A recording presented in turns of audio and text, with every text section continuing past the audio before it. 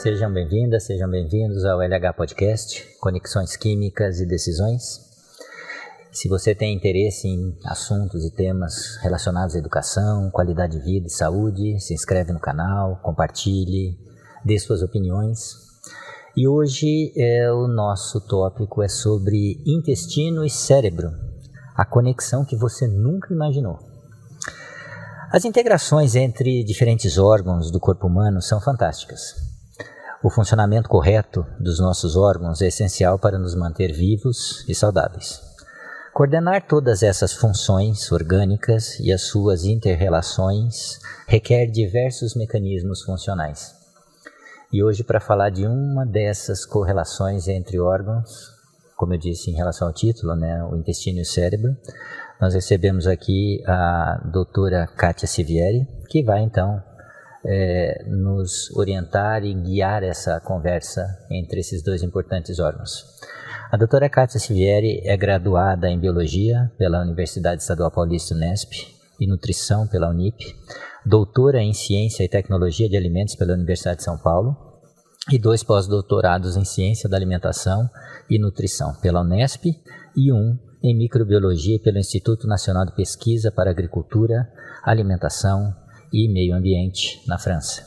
Atualmente é pesquisadora e professora na Faculdade de Ciências Farmacêuticas da Unesp e da Universidade de Araraquara, a Uniara. A doutora Sivieri é líder científica da empresa Nintex. A pesquisa em que a doutora Sivieri lidera nos últimos anos está focada no estudo de influência de compostos bioativos na dieta e microbiota. Deu origem a mais de 88 artigos publicados, artigos científicos em revistas científicas internacionais de alto impacto, acima de 3.900 citações, com um índice H de 33. E além disso, a doutora Sivieri escreveu 17 capítulos de livros. Da mesma forma, sua atividade regular como comunicadora de ciência tem sido reconhecida. Então, Kátia, é um prazer enorme recebê-la aqui. Antes de tudo, já agradeço, muito obrigado pelo seu tempo e espero que a gente tenha aqui um papo bastante proveitoso e de bastante aprendizado. Com certeza, nossa, eu que agradeço, Luiz. É um prazer estar aqui, a gente bater esse papo, né, sobre um assunto que eu tanto gosto. Então, eu acho que vai ser bem legal. Com certeza. Então, Kátia, para a gente começar, quando você se interessou por esse assunto, como é que esse tema, ou esses temas, vamos dizer assim, chamaram a tua atenção e onde é que começou vamos dizer assim, a Kátia cientista, a Kátia pesquisadora? Bom, a Kátia pesquisadora acho que começou lá atrás. Começou quando eu tinha mais ou menos uns 12 anos. Um dia meu pai chegou em casa e ele trouxe, não sei se você lembra, daqueles microscópios que tinha de plástico. Aqueles então, aí meu pai chegou... Jovens cientistas que tinha um negócio... Eu acho que tinha algum nome assim, aí ele chegou e falou assim, Kátia, eu te trouxe um presente. Aí eu falei, presente, né? Aí ele falou assim, é esse microscópio. Aí ele fez uma célula de sangue, ele é engenheiro, né? Ele fez uma célula e eu fiquei... assim, apaixonada. Eu falei, que é isso? Microscópio. Eu nunca tinha visto microscópio na vida, né? E foi aí. Eu acho que a sementinha da ciência me despertou ali com 12 anos. E eu sempre gostei muito de biologia, então por isso que eu fui fazer biologia, ciências biológicas na faculdade. E eu sempre, no meu primeiro ano da faculdade, eu já peguei e falei assim, eu acho que eu estava meio desanimada, porque eu não gostava muito dessa história de conhecer o nome de plantas ou dos animais, assim, eu queria outro tipo de biologia. E aí eu fui para o laboratório de microbiologia, e aí começou toda essa trajetória da micro na minha vida, então começou bem lá atrás, né? Primeiro com o microscópio do meu pai, e depois sendo na faculdade, sendo aluna de iniciação científica na microbiologia, onde permaneci durante os 4 anos de faculdade. Certo, então começou já uma boa história. Eu acho que a gente sempre tem nós que estamos na área, né, na área acadêmica, científica, sempre tem algum gatilho lá atrás, né, que a gente, no momento você não entende o que é aquilo, você só tem interesse, né, mas que bacana isso. Kátia, em relação agora de maneira mais técnica nesse contexto da sua profissão,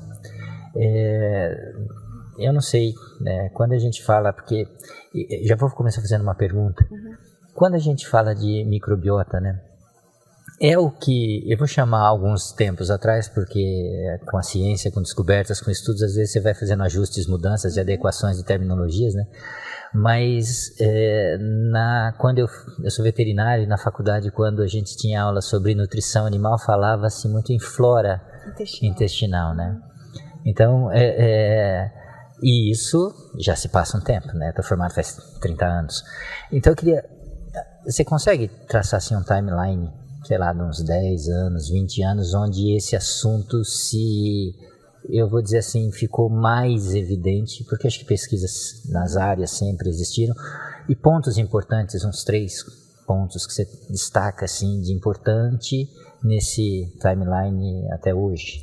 Bom, acho assim... Seja na área aplicada, assim como na área de desenvolvimento e pesquisa.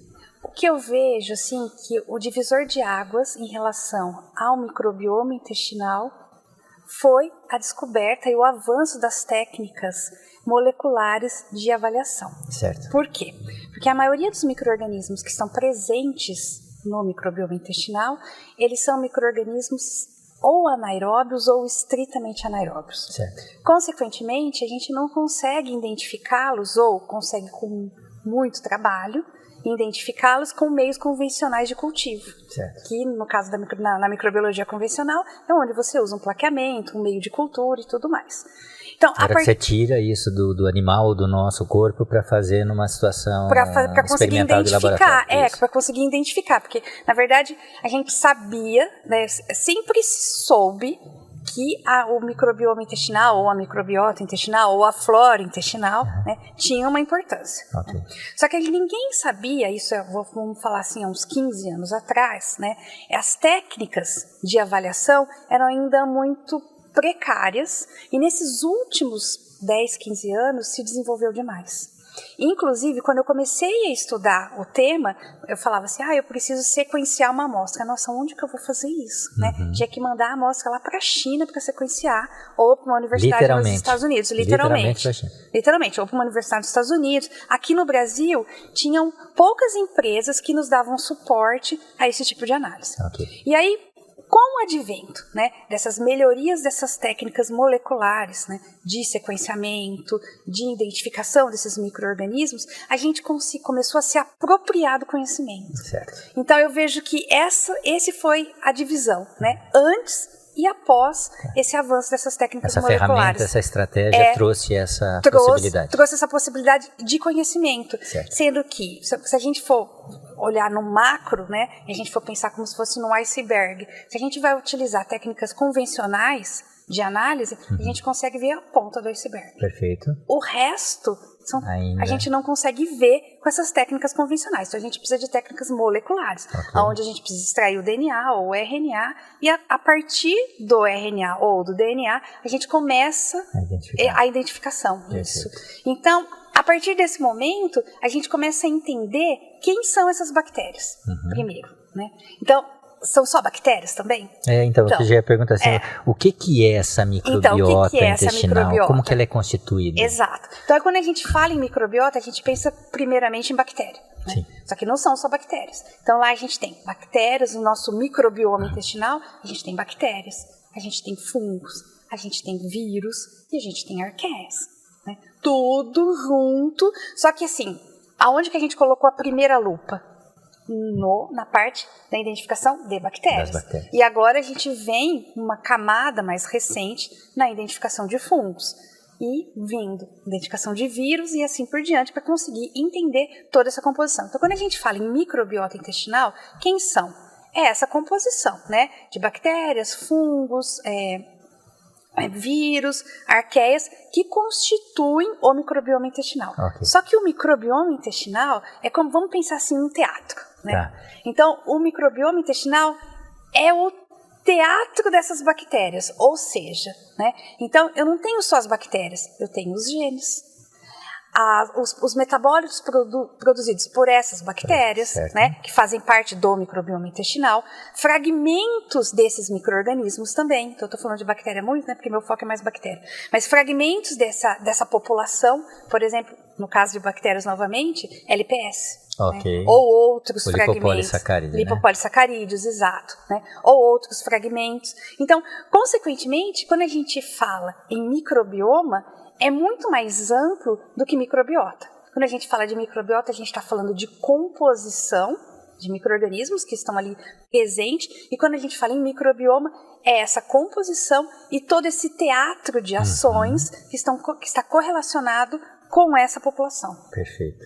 Você sabe que recentemente, bem recentemente, isso tem um ano, um pouco mais, eu fiquei impressionado com números quando eu li, porque como não é a minha área, inclusive acho que foi um dos artigos que a gente, em conversas anteriores, você tinha me passado, que nós estamos falando de uma quantidade de micro-organismos que, se não for igual, é maior do que a quantidade de células que a gente tem no corpo. Exato. Isso eu olhei e falei, nossa, E aí não tem como, que vai ser a nossa conversa aqui, né? Não tem como você imaginar que existem micro-organismos no seu corpo numa quantidade igual à quantidade de células que você não tenha que ter equilíbrios e conversas, vamos dizer assim, entre eles, né? E também não é só, o nosso foco vai ser cérebro e intestino, mas você também pode falar em microbiotas de outras áreas além do intestino, né? Pode, lógico. Sim. A gente tem o microbioma intestinal, mas tem o microbioma da pele, Sim. O microbioma urogenital, o microbioma oral, que é super importante hoje. Então, está sendo muito estudado. Se dava pouca atenção ao microbioma oral e principalmente essa correlação entre o microbioma oral e o microbioma intestinal. Então, hoje a gente vem estudando muito essas correlações. Talvez esse microbioma oral, dentro da área de odontologia, alguns especificamente já tenham algumas... Já eram mais, digamos assim, talvez fossem mais conhecidos e estudados pelos dentistas por uma questão mais óbvia da cavidade oral e os dentes, etc. Com certeza, de cárie ou doenças periodontais e tudo mais. Mas ficava muito nichado na boca. Ok. Né? Hoje a gente não fala que o micro-organismo que está na boca, ele tem uma correlação com o micro-organismo intestinal, que tem uma correlação com a sua saúde. Certo. Né? Então, a gente tem muito essa vamos falar, uma interdisciplinaridade desses microbiomas, então eles não estão isolados. A mesma coisa o microbioma da pele, que tem uma correlação também com o microbioma intestinal. Então a gente tem vários microbiomas, né, no nosso organismo e vários micro-organismos que estão convivendo com a gente o tempo todo. E a ciência é fabulosa, né? Essas possibilidades que ela nos oferta, e os cientistas que eu costumo associar e brincar às vezes com os alunos, seja no laboratório, na sala de aula, que sabe aquela história que a gente fala que tem aquela senhorinha que era chamada, e não sou eu que estou dando esses nomes, né? Dentro da história do politicamente correto, a Candinha, né? Que ficava, sabia quem passava na rua, quem fazia o quê, quem chegava a tal hora, saía a tal hora, os vizinhos. Eu brinco que são as candinhas científicas, né? As pessoas que querem entender os porquês e propor no nosso caso, entender como é que essas interações acontecem para a qualidade de vida e pensar no ser humano. Né? Então, acho bem interessante. E é muito interessante pensar também, Luiz, assim, que você falou, né? A quantidade de micro-organismos é muito parecida com a quantidade de células que a gente tem no nosso corpo. Ótimo. Só que a gente nasce com esses micro-organismos. Sim ou não? Tá assim uma pergunta, já pegando esse gancho que existem variações, né? Adaptações, ou como é que essa microbiota evolui ao longo da nossa vida? Exato. Como que ela vai, como é que funciona tudo isso, né? Então, a gente sabe que quando o bebezinho tá lá no útero da mãe, há uma certa passagem de micro-organismos, mas é muito pouca essa passagem. Pela placenta, né? Pela placenta. Então, essa é uma passagem ainda muito pequena. Então, a gente tem uma certa colonização, né, mas ainda ela é pequena naquele momento. Significativa, mas numericamente ainda pequena? Bem pequena. Tá. Assim, a gente vê alguns experimentos em modelo animal que a gente vê que tem alguma passagem de micro-organismos, mas ainda é pequena. A gente tem uma passagem mais expressiva de metabólitos. Ok. Por quê? Porque a mãe, ela está num processo que está totalmente desestruturada hormonalmente, né? Tá Uma tudo adaptação confuso. metabólica para a gestação. Para a gestação, e ela está mais permeável.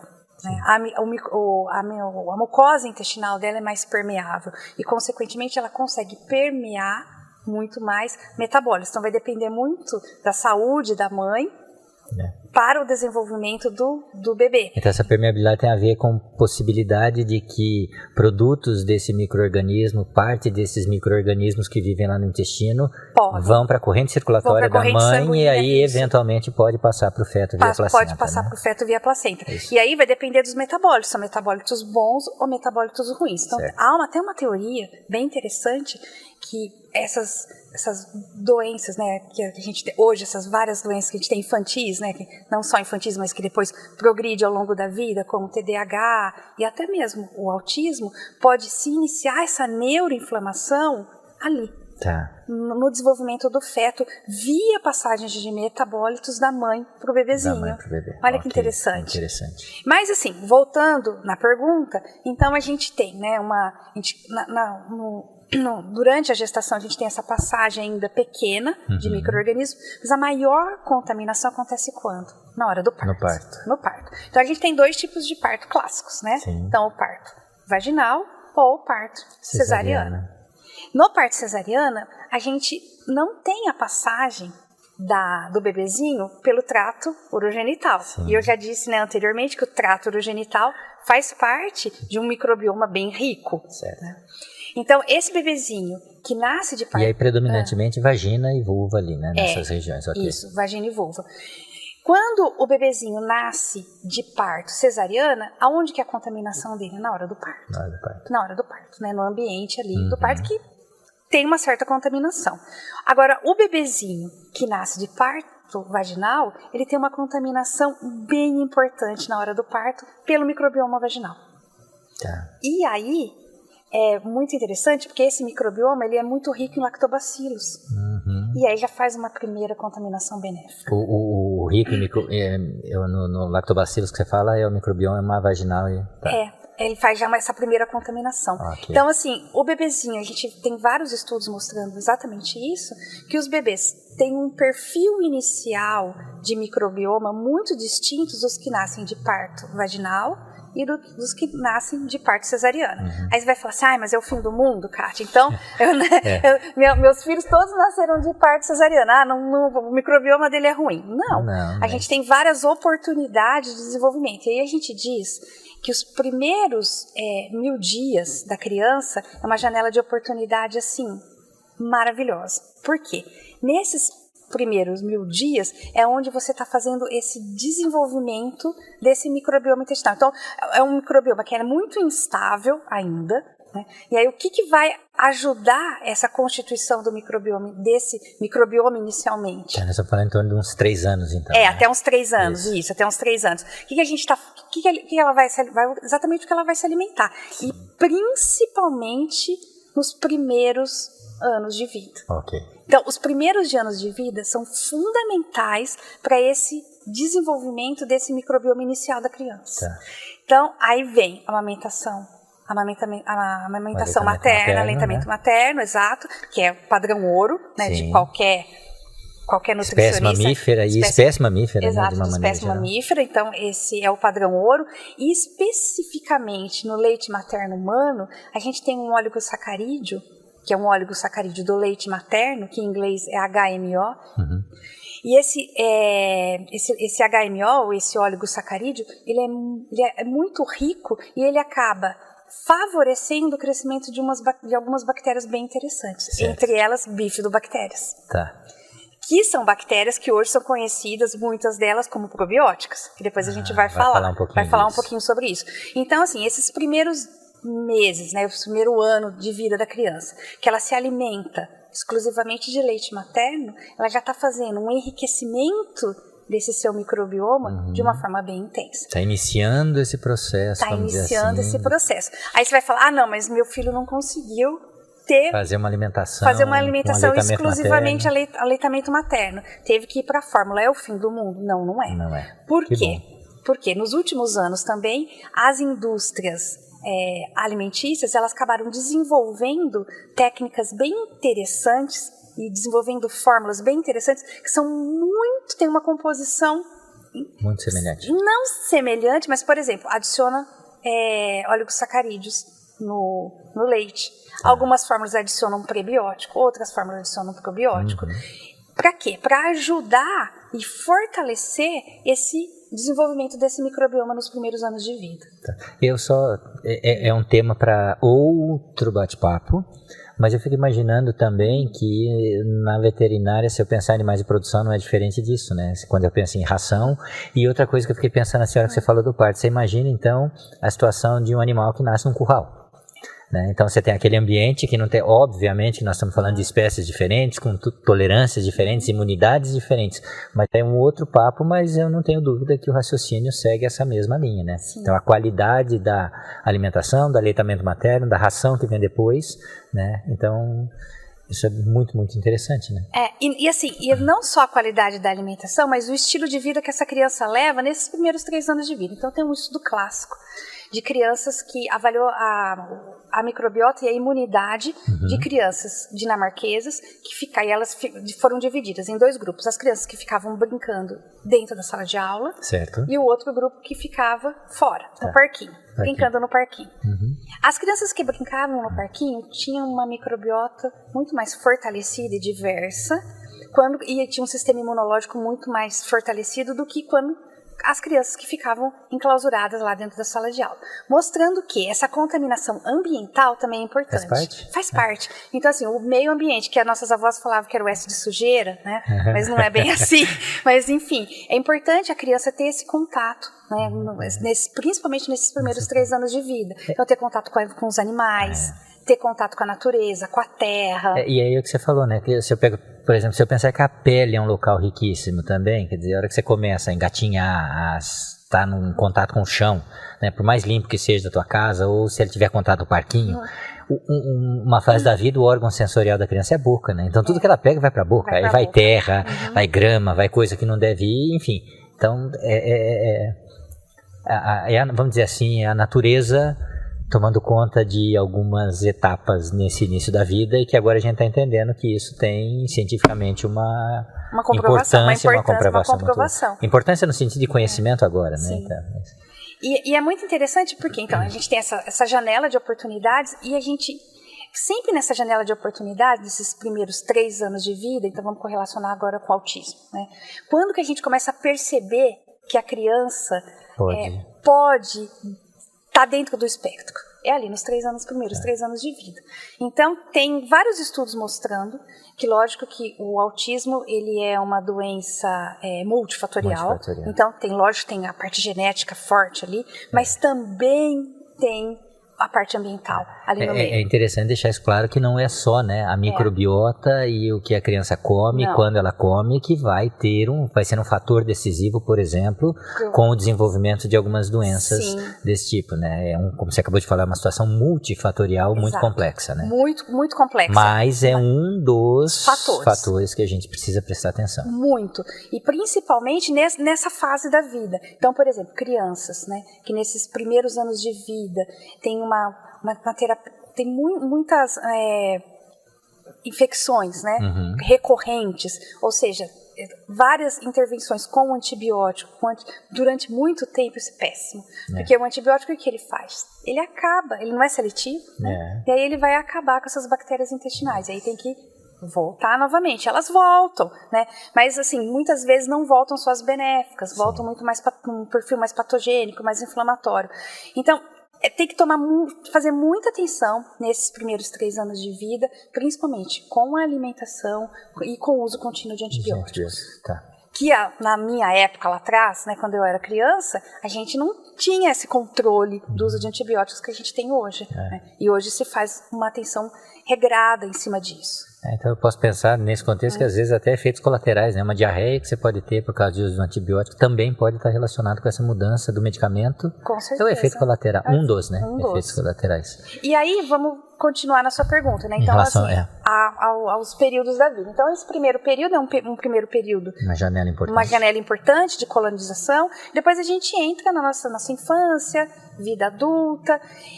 Nessa fase, o que vai sempre, para mim, o que é determinante é o estilo de vida. Certo. E a alimentação, com certeza. Então, assim, a gente vê, né, que uma alimentação muito rica em alimentos, poucos vegetais, pobre em fibras, com muitos alimentos... Ultraprocessados. Eu não gosto muito do termo ultraprocessado, mas esses alimentos que tem, que quando você olha, você não lembra mais do alimento original, né? Entendi. Tantas outras informações que você se perde. Que você se perde. Tem tanta coisa ali que você se perde. Então, assim, é aquele que você não consegue reproduzir na sua casa, aquele alimento de tão modificado que ele está. Okay. Né? Então, o uso de refrigerantes, enfim, esse alto consumo dessa dieta não saudável, né, ao longo de uma vida, isso pode causar um desequilíbrio nesse nosso microbioma intestinal. Okay. Então, essa fase é bem importante, né, na nossa fase. E a gente, quando a gente, por exemplo, até quando a gente é criança, a gente tem nossos pais lá cuidando, então é um pouquinho melhor. Mas quando a gente vira adolescente e vira na fase adulta, na época de faculdade, né, a gente acaba não cuidando muito da nossa alimentação, a gente esquece, né? E a gente acha que a gente é jovem, então não vai pagar, a conta nunca vai vir, mas a conta chega. Porque é um processo que vai sendo formado durante muitos anos. Quando a gente fala que uma microbiota está em desequilíbrio, ou ela está em desbiose, mas uma coisa que aconteceu porque você comeu um McDonald's, ou porque você foi no churrasco e tomou 7 cervejas, não importa. Na verdade, é um processo muito longo, de anos num mesmo padrão de dieta. E aí, essa fase adulta, o que vai... o fator mais importante é o estilo de vida e a dieta. E eu imagino, Kátia, que pensando em ser humano e as variações individuais, eu posso ter uma situação que eu acho que não deve ser a minoria, mas que às vezes uma pessoa tem uma alimentação, vamos chamar assim, não adequada a vida toda, e tudo bem para aquela pessoa. Mas eu acho que uma grande maioria pode começar, como você disse, né? Chega uma hora que a conta vai chegar. Luiz, né? Eu acho que a conta chega para todo mundo quando não é adequado. Tá. Eu acho que a gente tem que prestar atenção no nosso estilo de vida e na nossa alimentação. A conta chega. Pode chegar um pouquinho mais tarde, mas vai chegar. Ou às vezes não, a gente não consegue fazer a leitura que aquilo está associado com essa alimentação, estilo de vida e a microbiota, talvez. Talvez. E aí a gente passa uma vida inteira com esse microbioma que ele é muito resiliente. Então, por exemplo, como eu disse, você tem um padrão de dieta, a gente tem um padrão, né? A gente sempre come mais ou menos as mesmas coisas. E tem um fator cultural também. E fator cultural interessante, né? No meio de toda essa história, enfim. Mas a gente tem esse padrão da nossa alimentação, certo? E aí, esse padrão de alimentação vai determinar a composição dos nossos micro-organismos que estão lá no intestino, porque o que não é absorvido antes vai chegar lá para onde? No intestino. E aí é o alimento desses micro-organismos que estão lá. E aí a gente tem todo esse padrão, e, enfim, aí a gente chega na velhice. Exato. Aí que é o problema. Por quê? Porque aí a gente tem uma outra alteração, que é uma alteração também hormonal. E um declínio metabólico muito grande. Natural, né? Natural. A máquina está envelhecendo. Né? A máquina está envelhecendo. E com esse envelhecimento, né, o microbioma intestinal também sente. E aí a gente muda também o perfil dessa composição. Então, se a gente fosse traçar um gráfico, por exemplo, de bifidobactérias, né? Tá. Então a gente começa com ela baixinha, né? Aí você tem aleitamento materno. Aí você já está pensando no pós-parto. Baixinho assim, nasceu. Nasceu, tá ainda baixo. Mas mesmo que for... pós-parto. Aí ela vai aumentando, né, na infância. Aí chega na fase adulta, ela já vai diminuindo, né? Porque você não consome tanto leite, você não consome tantos produtos que vão estimular o crescimento desses micro-organismos. Então ela vai diminuindo. Chega lá na velhice, ela tá lá embaixo. Tá lá embaixo. Por outro lado, né, alguns outros micro-organismos que estão alto, né, que estão alto lá no início também também declinam, né? Ou outros que estão baixos podem ficar altos, que é no caso, por exemplo, do filo proteobactérias, essas bactérias mais pró-inflamatórias. Ou seja, então, além de você ter naturalmente uma mudança, uma evolução ao longo da vida, eu posso ter diferentes micro-organismos se comportando de maneira diferente, em quantidades diferentes ao longo da vida. Ao longo da vida. Okay. E isso vai determinar como que essa máquina, né, que está lá no nosso intestino, vamos pensar, a máquina no intestino, os operários são essa população de micro-organismos que vivem lá, como que elas estão trabalhando para a gente. Então, chega lá no final da vida, dependendo do que como foi sua vida durante os 70 anos, né, anteriores. Aí é a hora que a conta chega. Aí é a hora que a conta chega, exato. E deixa eu te perguntar uma coisa aqui, a gente sabe que o intestino é um órgão imenso, enorme, né? Existem alguns locais, ou alguma parte, por exemplo, se eu falo de intestino delgado, intestino grosso, duodeno, existe algum local em que tem sido, os pesquisadores têm debruçado mais, ou seja, algum segmento do intestino? Intestino grosso. O intestino grosso. Intestino grosso, né? Tá. Então, o intestino grosso, sendo que a gente tem, dentro do intestino grosso, a gente tem 3 áreas, né? Sim. O ascendente, transverso e descendente. Tá, O cólon ascendente, transverso e descendente. O cólon ascendente, então, ele tem um pH um pouquinho mais baixo, que prevalece, por exemplo, o crescimento de lactobacilos. Ok. Quando a gente chega lá no cólon descendente, ele é mais anaeróbio. Então, e também a gente tem uma diferença de quantidade de oxigênio disponível ao longo desse cólon. Então, conforme você vai aprofundando no intestino, então chegando lá no cólon descendente, ele está mais anaeróbio. Então, as bactérias anaeróbias estritas, elas ficam ali, na parte final do intestino grosso, no cólon descendente. Então, qual que é o nosso foco de estudo? É o intestino grosso, de uma forma geral, que é onde a gente tem a maior população de micro-organismos. No intestino delgado não tem micro-organismos, lógico que tem, mas uma quantidade bem menor. E lá no intestino delgado, o grande foco é a absorção, né? Então, quando a gente estuda o delgado, a gente estuda o que está sendo absorvido ali, e o que não é absorvido enriquece o intestino grosso. Perfeito. Então, é uma área de maior estudo. E do foco, né, que ele está pensando em composição. E dos 3 segmentos do intestino grosso, o cécon o cólon é o que está em maior. Tá. Pela quantidade de micro-organismos. De micro-organismos, interessante. Isso. E a gente, ainda voltando, né, a falar nessas fases da vida, aí eu vou só dar uma pitadinha, assim, né, de curiosidade em relação às fases da vida da mulher. Isso. Porque é um pouquinho diferente da fase da vida do homem. As variações hormonais que acontecem, que são naturais, né? São naturais. Então, essas variações hormonais, elas são muito importantes, são naturais e são muito temidas pelas mulheres, né? Sim. Principalmente quando as mulheres vão envelhecendo e chegam na famosa menopausa. Aí que é o problema. São muitas mudanças. São muitas mudanças. E será que o intestino tem alguma coisa a ver com isso? Tem. Por quê? Porque o intestino, ele é capaz de metabolizar alguns hormônios que são produzidos no ovário. Por exemplo, o estrógeno. Então, ele consegue metabolizar. Então, tem alguns micro-organismos, algumas espécies específicas, que produzem uma enzima que ela consegue, que é a beta-glucuronosidase, que ela consegue fazer o quê? Metabolizar o estrógeno. Então, o estrógeno que vai lá, é produzido lá no ovário, então ele passa pelo fígado para fazer a detoxificação, né? E aí algumas moléculas que são tóxicas são conjugadas, e aí elas são excretadas pelas fezes ou pela urina. Isso. O que não é excretado, que é 90%, vai para onde? Para o intestino. E aí, dependendo da sua microbiota, você consegue metabolizar esse estrógeno. E aí esse estrógeno metabolizado, ele volta para a corrente sanguínea. Olha que coisa mais linda. Isso chama estraboloma.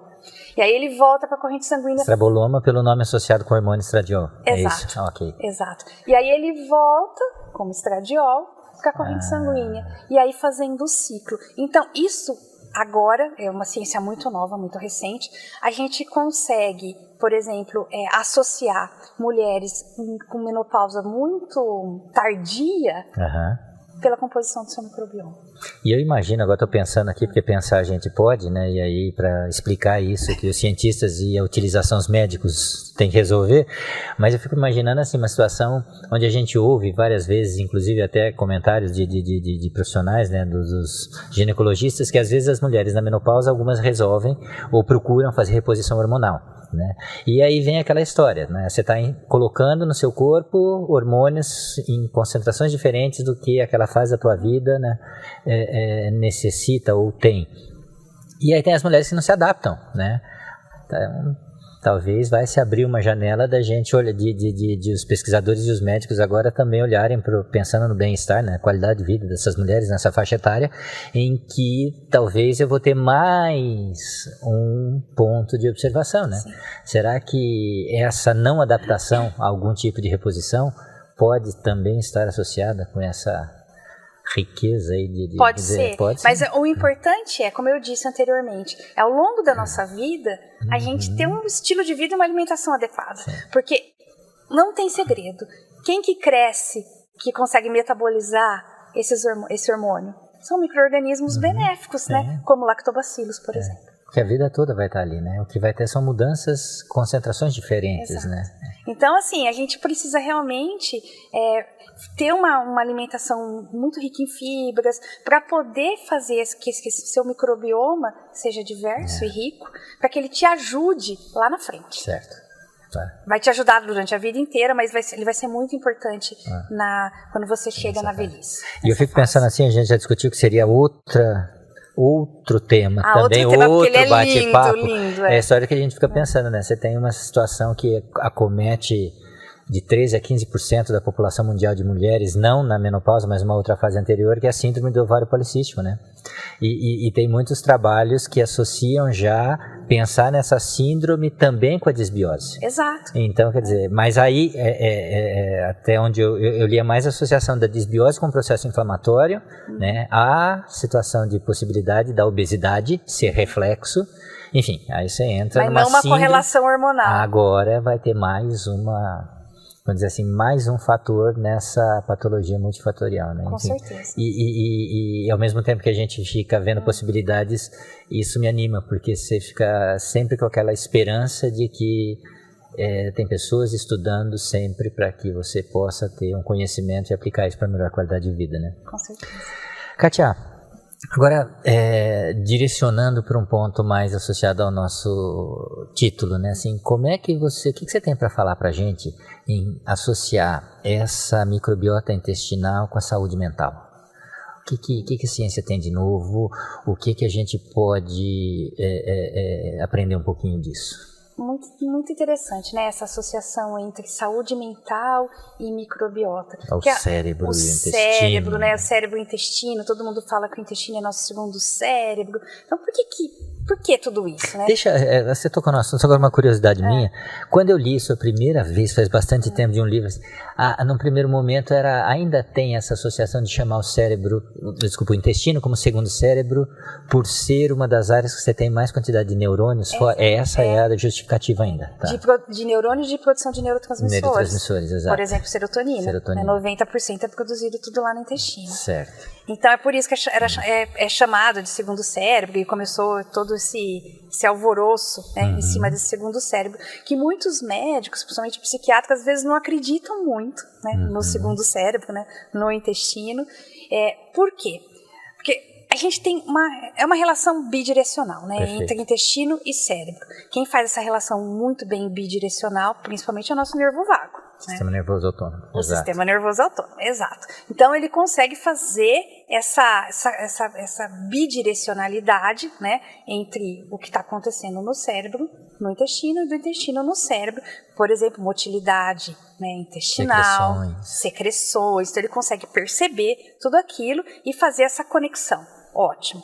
Até aí todo mundo aprendeu na faculdade. Né? Agora, o mais difícil da gente provar, né, e até mesmo de provar em termos de mecanismos de ação, o que está sendo produzido lá no intestino, como é que ele chega lá no cérebro, se a gente tem uma barreira hematocefálica. Que estrada é essa, né? Que estrada é essa? Então a gente tem uma barreira hematocefálica que vai filtrar tudo, né? Então não chega, né, não passa. E aí, durante muitos anos, né, e até hoje, a gente tem muitos estudos, muitos neurocientistas sensacionais, né? Um deles que eu posso citar é o professor John Crine, que ele é um fenômeno. Inclusive, tem até uma série na Netflix, né, interessante. Com ele. Como você sabe o nome da série? A importância do que a gente come. Eu acho que a importância do que a gente come. Eu acho que é alguma coisa nesse sentido. A importância do que a gente come. E ele é sensacional, John Crine. E ele é um dos protagonistas nessa área do intestino, desse eixo microbiota-cérebro. Bom. É americano? Não. Ele... Irlandês. Irlandês. Tá. Tá, irlandês. E ele, nesse sentido, né, então a gente tem esse eixo microbiota-cérebro. Então, assim, o mais complicado é entender como é que essas moléculas conseguem passar. E aí tem vários estudos agora começando a mostrar pequenas moléculas, como, por exemplo, pequenas citocinas, que conseguem atravessar a barreira hematocefálica. Então, a gente hoje já consegue ver evidências científicas, né? Que não mais, a gente não consegue ver, por exemplo, a gente não consegue passar um micro-organismo, lógico, um neurotransmissor não consegue passar, mas moléculas bem pequenas conseguem atravessar essa barreira hematocefálica. E dentro desse processo, dessas moléculas pequenas que conseguem atravessar a barreira hematocefálica, a gente tem que voltar a história um passo atrás. Tá. Por quê? Porque a gente tem o nosso intestino, né, nossa mucosa intestinal, que ela pode estar íntegra ou não. Se ela estiver íntegra, então a gente está com tudo fechadinho ali, né? Tem então também uma barreira ali. Tem uma barreira, que é uma barreira da nossa mucosa intestinal. Exato. Então essa barreira íntegra lá na mucosa impede o quê? Impede muitas vezes essa passagem de metabólitos, né, para a corrente sanguínea. Né?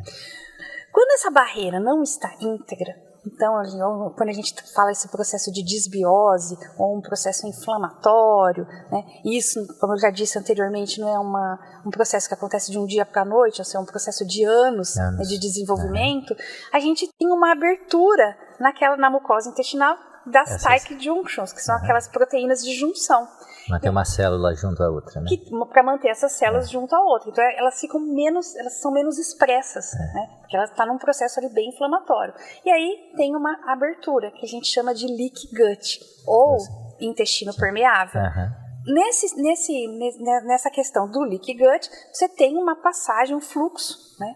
Que pode ser de metabólitos, pode ser de... Ou do próprio micro-organismo. Ou até de próprio micro-organismo, uma situação mais uma grave, lesão maior, né? Uma lesão maior. E aí a gente tem uma inflamação que a gente chama, que é uma inflamação, que ela é uma inflamação crônica, mas uma inflamação baixa. Tá. Então ela é uma inflamação pequenininha, pensa, uma inflamação dessas durante anos. É uma intensidade baixa, mas de longa duração. De longa duração e crônica. Tá. E ao longo desse processo inflamatório, e aí essas passagens desses metabólitos podem, aí a gente, nesse processo inflamatório de longo tempo, a gente starta uma situação que é do sistema imunológico tentar responder a essa agressão, né, que está chegando. A defesa do corpo, né? Nossa defesa. E aí essa defesa, né, você tem a produção de várias citocinas, né? E como a gente está num processo muito inflamado, e nessa inflamação de baixo grau durante longo tempo, crônica, você tem a produção, imagina, exacerbada de citocinas pró-inflamatórias. Né? E essas citocinas pró-inflamatórias, elas podem também ultrapassar essa barreira hematocefálica e chegar lá no cérebro. Então, assim, a gente fala que muitas das doenças, né, podem estar relacionadas com a saúde mental, pode ter uma correlação com a saúde intestinal. E depender de algum processo inflamatório imunológico. Imunológico. Então, a gente tem 3 vias, né? A gente tem a via, que são as vias dos metabólitos, que podem estar passando. Eu já ia falar animais, não deixam de ser, mas na realidade os micro-organismos. Desses micro-organismos intestinais, dessa microbiota intestinal, o produto dessa microbiota intestinal, bem como fragmentos, talvez, que estão exacerbando esse processo inflamatório, né? Então, a gente tem uma via endócrina, hormônios, que são a via hormonal, né? E a via neural.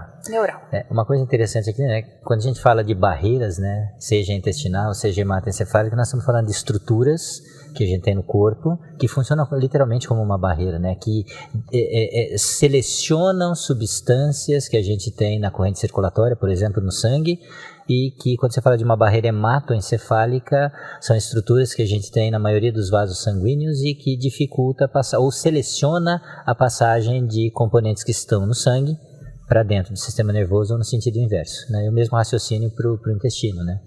E acho que uma coisa também que acho que é legal reforçar é que esses micro-organismos vivendo no nosso corpo, como a gente já disse lá no começo, tem um equilíbrio. E eu posso ter esses micro-organismos lá em situações de equilíbrio, não tem problema nenhum. Com certeza. Então, quer dizer, é uma colonização que existe ali por esses micro-organismos e dentro de um estilo de vida adequado, sem situações de doenças e desequilíbrios, eles estão bem e nós também, né? Com certeza. E aí a gente vê muitos pacientes, por exemplo, com ansiedade. Sim. E aí a gente vai fazer uma um inquérito alimentar, por exemplo, nesse indivíduo, né, e entender o que ele come, você vai voltar e você vai ver que com certeza a dieta dele é ruim. E ele tem algum processo intestinal inflamado, né? E é o que você falou, às vezes você tem um inquérito, eu imagino que isso seja rotina dentro, sei lá, dos nutrólogos, dos nutricionistas que você tem. Acho que o inquérito no momento agora, mas você tem coisa pregressa, né? Você vai buscar coisas lá atrás, porque, como você mesmo tem deixado claro, às vezes você tem processos de anos, décadas acontecendo que não vai ser, porque passei a comer corretamente, fazer uma dieta adequada essa semana, né? Tudo mudou. A história é sempre de segunda-feira eu começo, né? Que tudo vai mudar, né? Então, isso é uma coisa muito interessante. E aí, Kátia, nesse contexto, por exemplo, eu achei uns dados aqui, quando a gente associa, por exemplo, essa situação pós-pandemia, por exemplo, desse mundo atual, em que tem-se, segundo o FDA, né, que o órgão americano que regulamenta a liberação de produtos, de fármacos para as pessoas usarem, em 2013 eles relataram um aumento acima de 30%, né, de medicamentos associados à saúde mental. O ano passado, 2024, o nosso Conselho Federal de Farmácia tem mostrado que aqui no Brasil esse consumo aumentou quase 19%, né? Então existe um contexto temporal onde a gente associa com pós-pandemia, que foi um marco histórico e que a gente tem consequências até hoje. Esse tipo, você já citou um pouquinho dos antibióticos, mas esse tipo de medicamento, né, o consumo aumentado, e não estou dizendo nem se está consumindo adequadamente, prescrito ou não, mas esse consumo, como é que eu posso pensar em possíveis efeitos desses medicamentos sobre esses micro-organismos? Boa pergunta. Porque quando a gente pensa, né, como eu falei já anteriormente, tudo que não é absorvido vai enriquecer o intestino. Ok.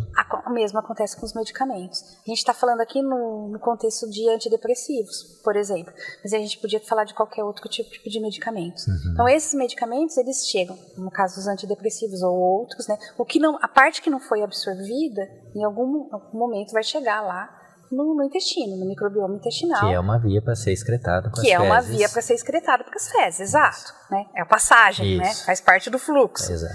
E dependendo do medicamento, principalmente do antidepressivo, ele pode modificar a composição desse microbioma intestinal. Certo. Aí que é o ponto. Então, inclusive, eu li outro dia um trabalho muito interessante, onde a pesquisadora avaliou vários tipos de antidepressivos, e aí ela viu que muitos dos antidepressivos que ela estava avaliando, né, tinham um efeito antimicrobiano. Então, você pode selecionar alguns micro-organismos aí. Se a gente está falando que o importante é você ter uma microbiota rica e diversa, né? Se você já está selecionando a quantidade de micro-organismos... Pode não ser tão legal, vamos dizer. Pode não ser tão benéfico. Então, assim, a gente vem agora abrindo uma outra janela de oportunidades de estudo para avaliar como que esses antidepressivos podem influenciar na composição desse microbioma intestinal e como a gente faz para recuperar esse microbioma. Então, eu acabei de fazer um estudo in vitro, né, que está para ser publicado, onde a gente avaliou a microbiota de pacientes que tomaram antidepressivos por longo tempo e a gente administrou probióticos. Okay. E aí a gente viu uma recomposição desse microbioma intestinal. Então, olha que interessante. Principalmente a nível de composição, de produção de ácidos orgânicos de cadeia curta, que são os ácidos graxos de cadeia curta, que é o butirato, o acetato e o propionato, né, que são tão importantes. Então, a gente viu uma recuperação na produção, uma recuperação, principalmente no aumento de bifidobactérias e lactobacilos, e também a gente viu... Que são desses micro-organismos benéficos. Isso, que faz parte desse grupo, né, dos micro-organismos benéficos. E a gente viu também, em termos imunológicos, uma diminuição, por exemplo, de citocinas pró-inflamatórias, né? Como, por exemplo, IL-8 e TNF-alfa, e um aumento de IL-10. Então, assim, foi bem legal, assim, o estudo a gente conseguiu, é bem promissor. Lógico que é um estudo in vitro, né? Precisaria fazer um estudo de larga escala em vivo, né, em seres humanos, para ver como é que funciona. É uma questão de tempo agora, né? É uma questão de tempo. E aqui eu estou pensando uma coisa interessante, né? Porque Você acabou de dizer que eu posso ter o micro-organismo, no caso, a hora que a gente estava discutindo sobre a menopausa, né? Eu posso ter o micro-organismo metabolizando um hormônio e o produto disso voltando para a corrente circulatória, que vai ter efeitos no organismo da mulher. E posso ter também situações em que o medicamento altera Então, aí eu fico pensando, você imagina uma mulher em menopausa tratando... Então, quer dizer, a coisa é muito mais complexa. Super complexa, super. E as coisas, às vezes, a gente pensando de uma maneira mais imediatista, não, o remédio não está fazendo efeito, não, eu mudei tal coisa, mas eu acho que faz parte do momento da sociedade que as coisas têm que ser muito imediatistas, né? Mas a possibilidade de compreensão dentro do que é o meio científico é bastante animadora, né? Vamos dizer assim, pra gente que gosta de... Não que eu faça isso, mas dentro da ciência, né? E outra coisa, Kátia, quando você falou aí, quando eu penso, como é que eu classifico existe diferença de falar num probiótico, num prebiótico, num simbiótico? Fala um pouquinho dessas diferenças, o que são esses componentes, como é que isso pode ser utilizado pelo indivíduo e qual a correlação que isso tem com essa microbiota? Muito bem. Então, eles são todos bióticos, né? Então, vamos certo. Colocar todo mundo na mesma classe, né? Essa denominação vem por causa da microbiota? Da microbiota. Okay. Então, são todos os bióticos. Tá. Dentro desses bióticos, vamos começar, por exemplo, com os pré-bióticos. O que são pré-bióticos? São substâncias que vão estimular produção de micro-organismos benéficos na nossa microbiota intestinal. Okay. Esses são os pré. Tá. Então, exemplos de prebióticos. Então, pode ser um oligosacarídeo do leite humano, pode ser uma inulina, pode ser um fruto oligosacarídeo. Qual que é a fonte? Por exemplo, chicória. Tá, então eu posso ter a fonte alimentar, mas eu já tenho eles quimicamente processados e prontos para ser consumidos. Tem, como na forma de suplemento. Okay. Mas a gente tem em muitos alimentos a presença, né, desses prebióticos. Tá aí uma ideia de fazer o que você disse há pouco, de você ter uma dieta correta, né? Pensando nessas fontes. Quem entrou agora dentro desses grupos, né, que podem, de possíveis candidatos a prebióticos, são os compostos fenólicos, que está presente, né, em inúmeras plantas, né, na nossa biodiversidade brasileira, né, então eles estão presentes. Então esses são os prebióticos. Então é um substrato para que os micro-organismos benéficos cresçam, né, e façam a sua ação lá no microbioma intestinal. Okay. Aí depois a gente tem os probióticos. Quem são os probióticos? São os micro-organismos vivos que sobrevivem ao trato gastrointestinal. Então, quando você toma um suplemento, que é um probiótico, ele tem a obrigação de sobreviver. Né, da acidez do estômago, aos ácidos biliares. Então, ele tem essa obrigação de sobreviver, chegar lá íntegro. Acho que a gente perde um pouco de viabilidade, mas ele tem que chegar numa viabilidade adequada para ele exercer o efeito lá no intestino. Local desejado. No local desejado, que é o intestino. Então, esses são os probióticos. Depois a gente tem os simbióticos. O que é o simbiótico? É a junção de um prebiótico com um probiótico. Né? Depois a gente tem o pós-biótico. O que é o pós-biótico? São esses micro-organismos, que são esses probióticos, que eles são inativados. Né? Então, imagina, você inativados quimicamente. Então, não.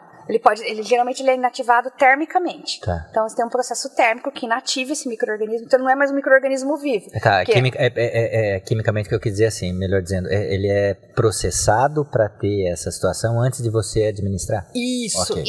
Não é feito isso no corpo, tá? Não. Você já ingere esse suplemento como pós-biótico, então ele já é inativado. Então, na verdade, é um micro-organismo inativado e seus metabólitos, tudo junto, chamado de pós-biótico. Então, a gente tem, no Brasil, a Anvisa ainda não aprovou, mas está perto de aprovar os pós-bióticos, e fora do Brasil a gente tem vários pós-bióticos em aprovação. E o pré, o pró e o sim já são aprovados pela Anvisa? Alguns probióticos são aprovados, tem uma lista de alguns probióticos aprovados pela Anvisa, né? Isso é público. Certo. A gente tem uma lista também dos prebióticos aprovados pela Anvisa, que também é público. Os simbióticos é a combinação dos dois, que já são pré-aprovados, lógico.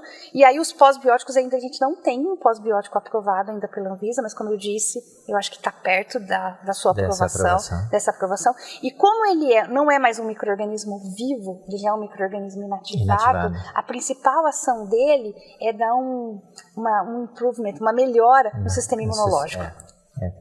Então, aquele bichinho que está ali, aquele micro-organismo que está ali, ou como você disse, os metabólitos dele mesmo inativados, têm a capacidade de estimular o sistema imunológico. Dizer, como não, se fosse não é a mesma coisa, mas... Como uma vacina. Isso, assim, exatamente. Não vacina-like, não é uma vacina. Semelhante, o mecanismo seria semelhante com isso. Que Exato. sensacional. É sensacional. Então, quer dizer, a gente já tem uma coisa, sempre, né? Você tem um lado positivo de pensar em possibilidades de pesquisa, pessoas debruçadas querendo responder algumas coisas, achar as suas justificativas, e também essa possibilidade de você já ter esse tipo de oferta, né, para, às vezes, pessoas que têm uma dificuldade ou limitações de ingerir um alimento como fonte, desse... Ou uma limitação de você ingerir o micro-organismo vivo, por exemplo, pessoas imunodeprimidas, crianças, né?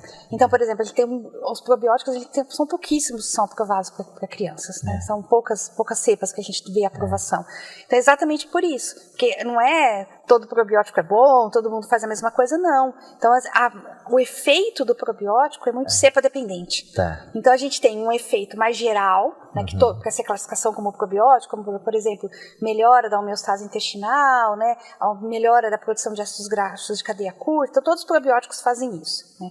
Agora, quando a gente vai para nível de espécie, algumas espécies específicas, por exemplo, são produtoras de vitaminas, ou tem algum efeito mais específico. Agora, quando a gente pensa num efeito mais chave-fechadura, como, por exemplo, um efeito neurológico ou um efeito imunológico, a gente está falando de cepas específicas. Então, por exemplo, a gente tem, o gênero, então vamos pensar Bifidobacterium longum BB12, é o nome de um probiótico. Nome bonito, né? Bonito, que inclusive é aprovado para bebê, esse micro-organismo, para crianças.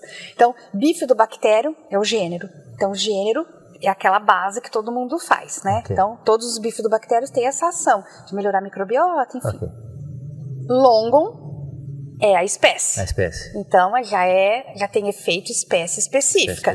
E depois BB12 é a cepa, que é o númerozinho que fica ao lado. Okay. Então, aí esse númerozinho, que é a cepa, que é cepa específica, aí a gente tem vários estudos aí que falam assim, mas qual probiótico tomar? Depende... Essa é uma pergunta que todo mundo faz para mim. Kátia, qual probiótico eu tomo? Eu falei assim, primeiro eu preciso saber qual é a sua queixa. Né? Certo. Depois da sua queixa, a gente tem que entender se há um probiótico comprovado cientificamente que possa te ajudar.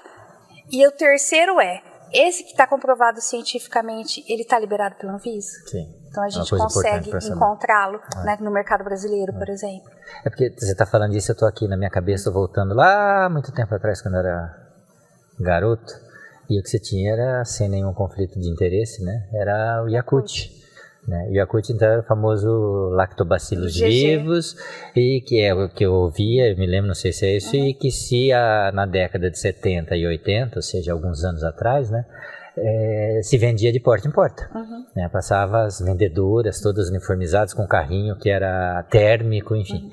Era um probiótico? Não é? Porque ainda existe, lógico, né? Ele existe, é um probiótico. E mundo afora, né? É uma marca mundial, né? Mundo afora, uma marca japonesa, é japonesa, né? Não, Yakult, assim, é um dos cases de sucesso de um alimento vinculado com o micro-organismo, ser uma matriz de um micro-organismo probiótico. Perfeito, tá. Que bacana. É muito lindo. Então, e hoje a gente tem várias ofertas, né? E como a população sempre quer um atalho, né? Então quer uma pílula mágica para resolver seu problema, né? 100% eficiente em 10 minutos. Em 10 minutos. Então eu preciso de uma pílula mágica para quê? Para reconstituir meu microbioma intestinal. Você não está falando que meu microbioma, que eu preciso reconstituir o microbioma intestinal para de repente ter um efeito de melhorar um pouquinho minha ansiedade, né? Então o que eu faço para fazer? Qual a pílula que eu tomo? Que remédio que eu tomo?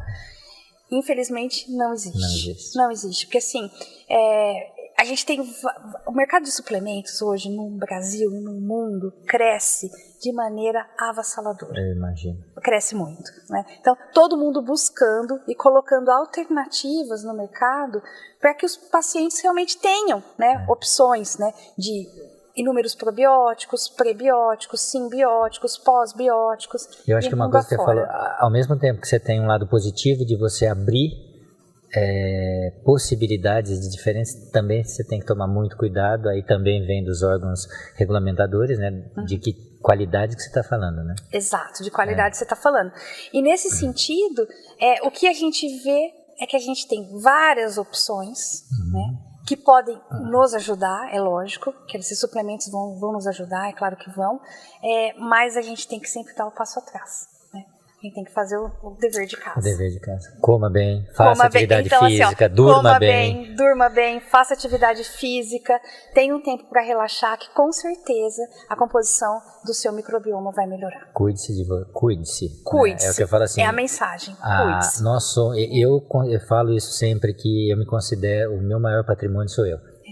Né? Então eu preciso me cuidar para que de mim saia aquilo que eu preciso fazer. Né? Ser pai, ser professor, enfim. Exato. Não, a gente tem que se cuidar, e esse cuidado, ele pode ser suplementado com um probiótico, com um prebiótico, né, com uma vitamina que vai te ajudar. A gente tem várias opções no mercado, e eu acho que é importante ressaltar que nem todo probiótico tem o mesmo efeito. Então a gente precisa realmente entender qual é a queixa e qual suplemento a gente indica. E uma coisa que eu acho que é fundamental, né, Kátia? Sempre ter a orientação de um bom profissional. Com certeza. Né? Então, porque você encontra diversas lojas, em diversos locais, que você vai na prateleira e se serve, né? Então, o conhecimento pelo vizinho é uma coisa complicada. Então, além de tudo isso, acho que, sem dúvida nenhuma, você tem um profissional qualificado para te orientar. Isso, sem dúvida nenhuma, vai te trazer melhores benefícios com menores possibilidades de alguns efeitos colaterais, né? Com certeza. E hoje a gente tem a possibilidade da internet, né? Que a gente tem todas as informações na nossa mão em um segundo, né? Além de inteligência artificial, né? Vai lá... Me fala o que eu tomo, porque eu faço isso, então aí é uma possibilidade, quer dizer... Prescreve uma dieta, tá ali. Agora, se isso vai funcionar, e cada vez mais eu vejo, né, estudando, já faz 15 anos que eu estudo o microbioma intestinal, quanto mais eu estudo, menos eu sei. Essa é a primeira mensagem, né? A segunda mensagem é que cada vez mais eu vejo que as pessoas são individuais. Sim. Então, um suplemento que vai responder muito bem a você, eu posso não ter a mesma resposta. Sim. Então, eu acho que a nutrição e a medicina, elas caminham, né? Principalmente com essa ajuda desse conhecimento do nosso microbioma, para um conhecimento, para uma medicina mais personalizada, para uma nutrição mais personalizada, pensando que o seu paciente, ele é um ser único, a gente não tem uma receitinha para ele. E esse é o alvo final, né? A jornada não interessa qual seja a especialidade dentro da área médica, os multiprofissionais, né? Você tem que entender que você teoricamente tem que ter o objetivo de tratar um indivíduo, uma pessoa, um ser. Que ele é único. Ele é único, é muito importante para muitas pessoas, né? Então eu acho que isso é uma mensagem importante de ficar. Eu acho que é bem importante. A gente pensa assim, que é isso, eu tenho uma tendência muito grande de começar a evoluir meus estudos numa sequência dessa intervenção mais personalizada, principalmente utilizando probióticos, prebióticos, compostos bioativos. E aqui no Brasil a gente tem uma biodiversidade gigante, né? Imensa. Esse país é riquíssimo, de várias coisas. De várias coisas. Então, assim, todos os meus colegas estrangeiros que vêm para o Brasil e falam assim, nossa, como esse café da manhã é rico, né? Que fantástico que é isso, essa quantidade de frutas que a gente tem, essa oferta de legumes, de verduras, enfim. A gente tem uma oferta muito grande. Então, cada vez mais eu vejo que a gente está com tudo na nossa mão, né? De fazer uma boa dieta, de ter e usar essas dietas para essa terapia mais personalizada e usar esses suplementos de uma forma mais personalizada também. Sim. E assim eu acho que a gente vai ter efetividade no tratamento. Sem dúvida. Que é uma consequência, né? De uma personalização. Porque antigamente fazia tudo muito em massa. E aí fica difícil, né? A gente conseguir ter resultado, porque nós somos únicos. Exato. Muito bacana. Desejo muito sucesso nessa empreitada e na continuidade da sua carreira. Eu agradeço mais uma vez a sua presença, foi um papo muito bom, agradeço o seu tempo, o seu conhecimento. E com isso a gente encerra mais esse episódio. E se esse episódio te chamou atenção, despertou algum interesse, se inscreve no canal, curte, compartilhe e deixe sugestões.